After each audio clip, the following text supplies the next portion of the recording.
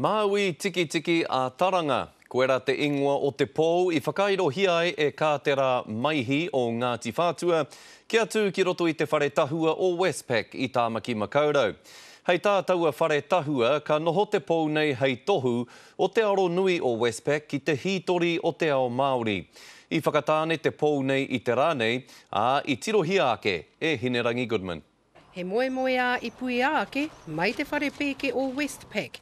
Te hua o tērā, arā ko te pau whakairo e tiraha ake nei ki te rangi. Ko tēnua o tēnei o nā taonga nei, ko Māui tiki tiki a tāranga. Pērā tonu taua kōrero mo te tupuna nei. Nānei hiake te ika ko tēnei, o nā whenua nei, ko te ika a Māui tēnei.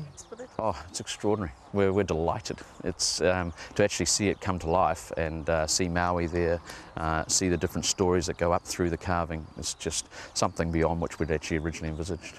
I te taurua mano māwaru I tono te pēke o Westpac, kia Ngāti Whātua o Ōrākei, arā kia hangaia he taonga whakairo, kia tū hei taonga motuhake, tūhono hoki I taua pēke, me te mana whenua, ka tū ai ki runga.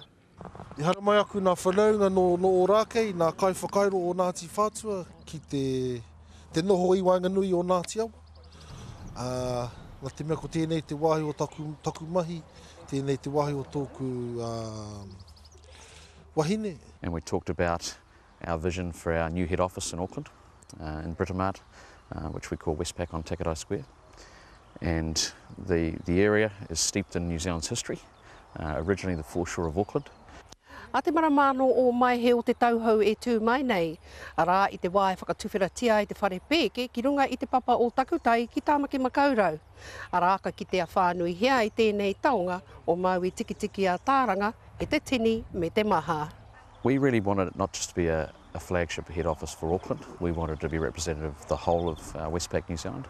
A te tauhou anō hoki ka whakanui ai e te pēke o Westpac, tōna huri tau kotahirau rima te kau.